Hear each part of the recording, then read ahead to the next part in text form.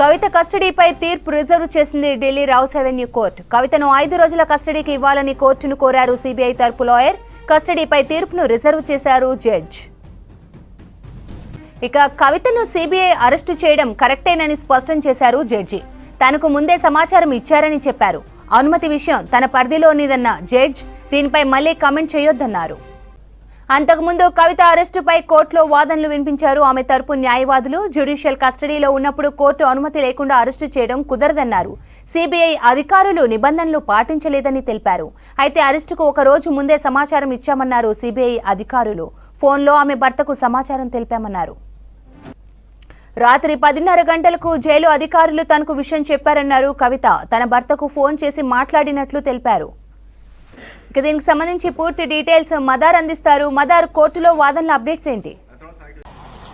శ్రవంతి, చాలా సుదీర్ఘంగా వాదనలు నడిచాయి. 5 రోజుల కస్టడీకి ఇవ్వాలంటూ కూడా సిబిఐ కస్టడీ పిటిషన్ కోరారు.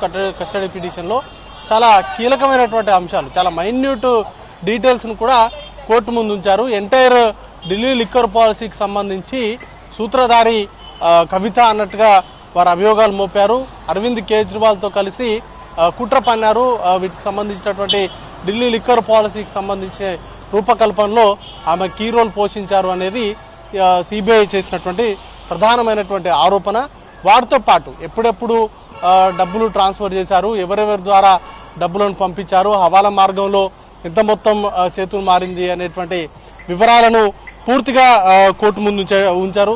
కవిత సూచన మేరకే బాగుంట శ్రీనివాసులు రెడ్డి 25 కోట్ల రూపాయలు, ఒకసారి 15 కోట్లు, మరోసారి 10 కోట్ల రూపాయలు అందజేసినట్లుగా ఆరోపణలు చేశారు. దాంతోపాటు గోవా ఎన్నికల్లో హవాలా మార్గంలో 11 కోట్ల రూపాయలు ఆమ్ ఆద్మీ పార్టీకి సంబంధించినటువంటి ఎన్నికల ప్రచారం కోసం వాటిని వాడుకున్నారు అనేది మరొక ఆరోపణ.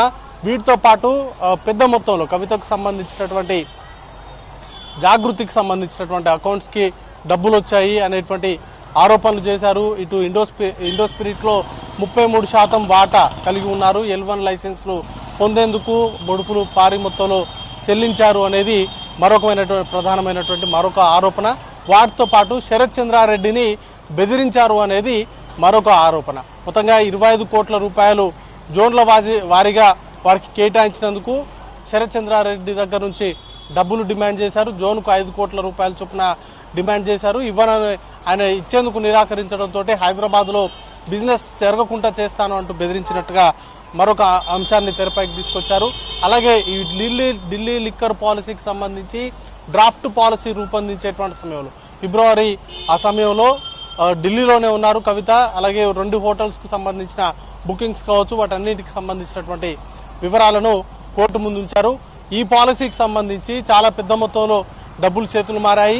అలాగే ఢిల్లీ లిక్కర్ పాలసీ రూపకల్పనకు సంబంధించి L1 లైసెన్సులు పొందేందుకు, అలాగే మిగతా విషయాల్లో వారికి అనుకూలంగా నిర్ణయాలు తీసుకునేందుకు పెద్ద ఎత్తున డబ్బులు అనేది కిక్ బ్యాక్స్ అనేది ఆమ్ ఆద్మీ పార్టీకి ఇచ్చారు. అది కూడా విజయ్ నాయర్ త్రూగా వాటికి సంబంధించినటువంటి డబ్బులను ఆమ్ ఆద్మీ పార్టీలో ఉన్నటువంటి కీలకమైనటువంటి వ్యక్తులకు అందజేశారనేది మరొకమైనటువంటి ఆరోపణ. వీటికి సంబంధించి అన్ని ఆధారాలు అంటే డాక్యుమెంటల్ ఎవిడెన్స్ కూడా కోర్టు ముందు సబ్మిట్ చేశారు. వాట్సాప్ చాట్లను రిట్రీవ్ చేసినట్టుగా చెప్పారు. అలాగే కీలకంగా మాగుంట రాఘవ కావచ్చు, లేకపోతే బుచ్చిబాబు కవిత ఆడిటర్గా ఉన్నారు గతంలో, ఆయన ఇచ్చినటువంటి స్టేట్మెంట్లు వాటిని కోర్టు ముందు ఉంచారు. వాటికి సంబంధించి వారు జరిపినటువంటి వాట్సాప్ చాట్లకు సంబంధించినటువంటి కీలకమైనటువంటి అంశాలను కూడా కోర్టు ముందు ఉంచారు. ఇక విచారణ సందర్భంగా గతంలో 2 సార్లు కవితను విచారించినట్టు కోర్టుకు తెలపడంతో పాటు కవిత దేనికి కూడా సరైనటువంటి సమాధానాలు ఇవ్వలేదు, విచారణకు కూడా సహకరించలేదు అనేటువంటి అంశాలను కోర్టు ముందు ఉంచారు. ఇటీవల ఆమెను 6వ తారీఖున తీహార్ జైల్లో ఉన్నటువంటి కవితను క్వశ్చన్ చేసినటువంటి సందర్భంలో కూడా ఆమె సరైనటువంటి సమాధానాలు ఇవ్వలేదు. అందుకే ఇప్పుడు కస్టడీకి 5 రోజుల కస్టడీకి ఇవ్వాల్సిందిగా వారు కోరారు. వీటికి సంబంధించినటువంటి అంశాలకు సంబంధించి కవిత అరెస్టు అక్రమం అంటూ ఇటు వాదనలు, కవిత తరపు న్యాయవాదులు వాదనలు వినిపించారు. నిబంధనలు ఏవైతే ఉన్నాయో వాటిని ఫాలో కాలేదు అనేటువంటి అంశాలను కూడా కోర్టు దృష్టికి తీసుకొచ్చారు. అసలు అరెస్టే అక్రమము, అరెస్టుకు సంబంధించినటువంటి సమాచారం కూడా ఇవ్వలేదు, ముందస్తుగా సమాచారం ఇవ్వలేదు అనేటువంటి అంశాలను కోర్టు దృష్టికి తీసుకొచ్చారు.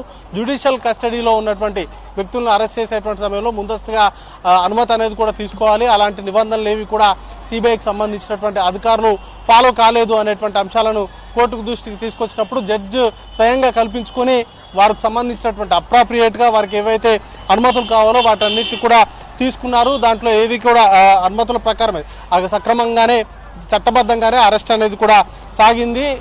కోర్టునే ప్రశ్నించేలాగా కౌంటర్ వేయొద్దంటూ కూడా ఇటు కవిత తరపు న్యాయవాదులకు సూచనలు చేశారు. మరొక వైపు కవిత క్వశ్చన్ చేయడాన్ని సవాల్ చేస్తూ గతంలో దాఖలైనటువంటి పిటిషన్కు సంబంధించి కూడా ఈరోజు కోర్టు దృష్టికి తీసుకొచ్చారు. వాటి పైన కూడా మధ్యాహ్నం 2 గంటలకు దానిపైన తీర్పు ఇస్తానన్నారు. దాంతోపాటు రిమాండ్కు సంబంధించి కస్టడీకి సంబంధించి కవిత తరపున న్యాయవాదులు తమ వాదనలు కూడా మధ్యాహ్నం 2 గంటలకు వినిపించబోతున్నారు. కవిత పైన ఏవైతే ఆరోపణలు చేశారో వాటిపై కౌంటర్గా కవితకు సంబంధించినటువంటి న్యాయవాదులు వాదనలు అనేది కూడా వినిపించబోతున్నారు. మొత్తంగా కవితకు సంబంధించి ఢిల్లీ లిక్కర్ పాలసీ రూపకల్పన నుంచి మొదలు పెడితే దాంట్లో చాలా వరకు కూడా కవిత పాత్ర ఉంది. ఆమ్ ఆద్మీ పార్టీకి సంబంధించినటువంటి అరవింద్ కేజ్రీవాల్తో కావచ్చు, లేకపోతే మనీష్ సిసోడియా వంటి నాయకులతో ఈ పాలసీల ద్వారా లబ్ధి పొందారు. వాటికి సంబంధించి కిక్ బ్యాక్స్ అనేది ఆమ్ ఆద్మీ పార్టీకి అందజేశారు. అవి ఎన్నికల్లో ఉపయోగించుకున్నారనేది ప్రధానమైనటువంటి ఆరోపణ. వాటితో పాటు డబ్బులకు సంబంధించినటువంటి కీలకమైనటువంటి అంశాలను ఈరోజు కోర్టు దృష్టికి తీసుకొచ్చారు. మైన్యూట్ డీటెయిల్స్ను కూడా కోర్టు ముందు అయితే ప్రవేశపెట్టారు. సో చూడాల్సి ఉంటుంది. మధ్యాహ్నం 2 తర్వాత కవితకు సంబంధించినటువంటి కస్టడీకి సంబంధించి తీర్పు అనేది కూడా రాబోతా ఉంది. ఎన్ని రోజులు కస్టడీకి ఇస్తారనే దానిపైన మరి కాసేపట్లో పూర్తి స్థాయి స్పష్టత వస్తుంది. మరోవైపు సిబిఐ చేస్తున్నటువంటి ఏదైతే ఉందో అదంతా కూడా అక్రమము అంటూ కూడా కవిత ఆరోపణలు చేసిందే అడిగిన ప్రశ్నలే అడుగుతున్నారు తప్ప ఏవి కూడా కొత్తగా ఎలాంటి అంశాలను కూడా తీసుకురావట్లేదు. ఇదంతా కూడా గతంలో కూడా కోర్టుకు వచ్చేటువంటి సందర్భంలో ఈ కేసుకు సంబంధించి ఫుల్గా ఇది ఫ్యాబ్రికేటెడ్ కేసు, ఇది కావాలని ఇరికిస్తున్నారు, విపక్ష నేతలను టార్గెట్ చేసుకొని చేస్తున్నటువంటి కుట్రగా కవిత వ్యవహరిస్తున్నారు. ఈరోజు కూడా సిబిఐ చేస్తుందంతా తప్పు అనేటువంటి ఆరోపణలు సిబిఐ చేస్తున్నటువంటి ఆరోపణలన్నీ కూడా తప్పంటూ కూడా కవిత ఖండించారు. కానీ చూడాల్సి ఉంటుంది. ఎందుకంటే డాక్యుమెంటేషన్ ఎవిడెన్స్ కావచ్చు, లేకపోతే వాట్సాప్ చాట్లో ఉన్నటువంటి అంశాలను కావచ్చు, అలాగే ఇప్పటివరకు నిందితులు అప్రూవర్స్గా మారినటువంటి వ్యక్తులు ఇచ్చినటువంటి కన్ఫెషన్ స్టేట్మెంట్స్ కూడా ఈరోజు కోర్టు ముందు ఉంచారు. అలాగే వాట్సాప్ చాటుల్లో చాలా కీలకమైనటువంటి అంశాల సమాచారం కూడా కోర్టు దృష్టికి తీసుకొచ్చారు. అలాగే కవితకు సంబంధించి జాగృతికి సంబంధించి అకౌంట్కి సిఎస్ఆర్ నుంచి డబ్బులు వచ్చాయి. అది కూడా శరత్చంద్రారెడ్డి కంపెనీ నుంచి డబ్బులు వచ్చినటువంటి విషయాలు కావచ్చు. అలాగే 5 జోన్లను ఆయన కేటాయిస్తే దానికి వచ్చినటువంటి డబ్బుల విషయంలో కావచ్చు. అలాగే మహబూబ్ నగర్లో కొన్నటువంటి ఫ్లాట్లకు సంబంధించినటువంటి భూములకు సంబంధించిన లావాదేవీలు జరిగాయి అనేటువంటి ఆరోపణలు కూడా చేశారు. కాబట్టి ఖచ్చితంగా వీటికి సంబంధించి పూర్తి స్థాయిలో రిమాండ్ రిపోర్ట్ సంబంధించినటువంటి దాంట్లో మరికొన్ని వివరాలు అనేది కూడా బయటకు వచ్చేటువంటి అవకాశం ఉంది. Sravanthi. Right mother, thanks for the updates.